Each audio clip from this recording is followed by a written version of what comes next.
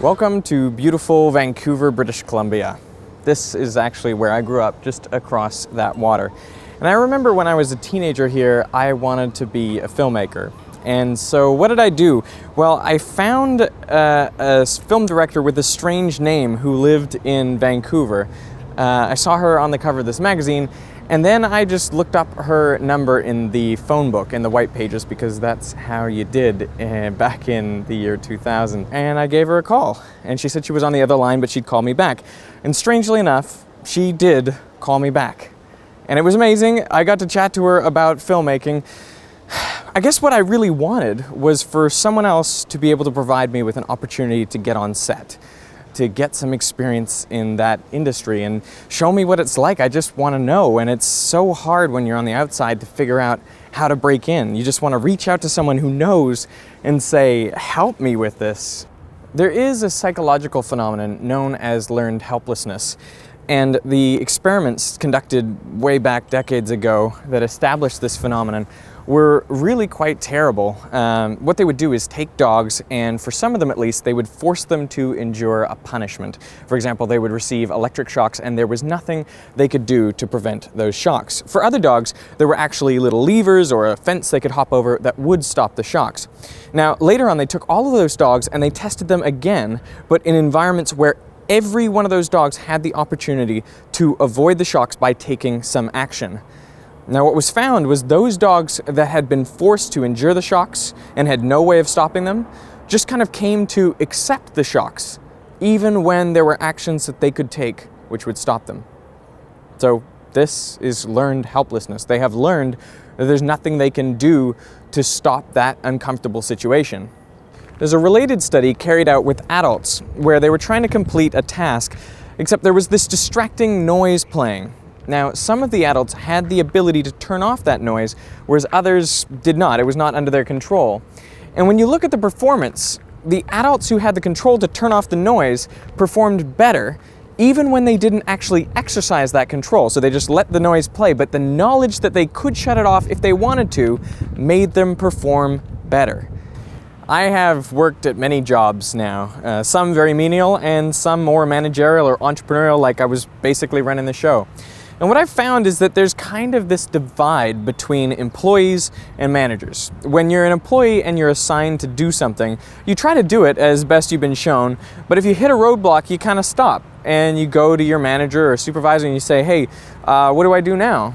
Now, I've done that before. I've done it when I was a research assistant. I'd get some result, I didn't really know what was going on, and I'd just take it to my supervisor. The supervisor would say, oh, well, why don't you try this? And that suggestion that they made was always one that I knew, or, I could have thought of if I just spent 5 minutes on it, or if I really wanted to achieve that goal. But instead, I just had this mentality like, I'm carrying out this task, and when I get stuck, I'm just gonna ask someone else. There's a story that Tim Ferriss tells. He's the guy who wrote The 4-Hour Workweek, which is a book I would recommend. But he went and visited this university, and he challenged the students that he was talking to. He said, look, I will give you $25,000 and a trip around the world for anyone who shows that they have made contact by some sort of signature or email or letter or something with either Jennifer Lopez, Bill Clinton, who I think at the time was the president, possibly, and J.D. Salinger, who's the most reclusive writer of all time. And did anyone do it? Nope. Not a one. Now, the following year, he went back to the same university, and in addition to making the challenge, he told them the story from the previous year, that no one had actually done it. No one had really tried. In that year, 6 people actually achieved his challenge. The point being, you need to find a way around the learned helplessness mentality, the employee mentality, and find a way to realize that things that seem impossible can be accomplished if you really accept that you have control of these things, that it's not outside of your control. And maybe a question we should ask is, does our school system promote learned helplessness? Do we force kids to suffer punishment that they really can't change time and time and time again, and then we expose them to a world and say, now you go out and do what you want to do? I think to a certain degree we are doing that, School is, for a lot of kids, just a weird and usual kind of punishment. And I guess it's no wonder that they learn that, there's things beyond their control, because school is kind of about taking control away from kids. For the dogs, how did they get the dogs to overcome their learned helplessness and actually get away from the shocks they were receiving? They tried treats and encouragements, but it didn't work. They had to physically move the dogs away from the area where they were being shocked at least twice before they would actually learn that they had the power to change their fate, that they didn't have to suffer that kind of punishment again and again. But with you, I feel like just letting you know that this thing exists might be enough to change the way you view your life and your opportunities.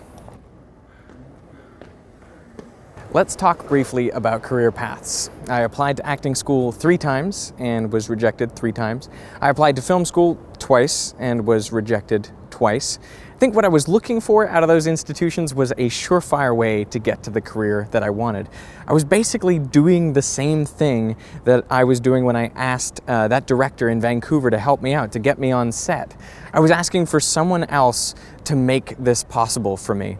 I mean, there's a small number of jobs where the career path is clearly laid out. You want to be a doctor, you have to go to med school. You want to be a lawyer, you have to go to law school. You want to be an academic, you have to do a PhD. But I think there's a much larger group of careers where you really have to figure out a way to do it yourself. And that's the whole point. That is the whole challenge. You feel like you're not in control and you want someone else to help you get that control or get in the place where you need to be, but no one can really help you. Just like that director couldn't really help me get where I need to be, I cannot help other people get where they need to be.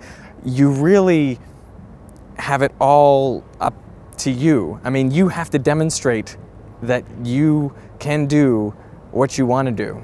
There is this quote, grant me the serenity to accept the things I cannot change, and the courage to change the things I can, and the wisdom to know the difference. Now, my point is, when you're contemplating the things that you can and cannot change, err on the side of thinking that you can change much more than you can. Because often you will be able to. I mean, everything seems impossible until it's done. That's a Nelson Mandela quote, which I think is kind of appropriate in this circumstance. Things look a lot more impossible than they are. And really, it's up to you to find out.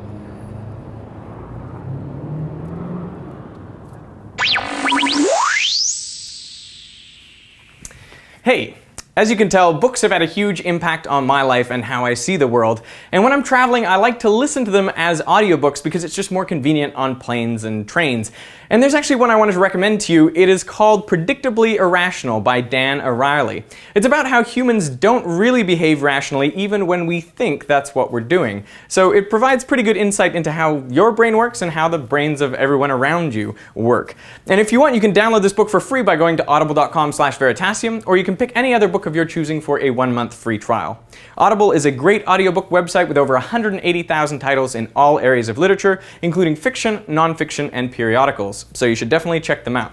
I want to thank Audible for supporting me, and I want to thank you for watching.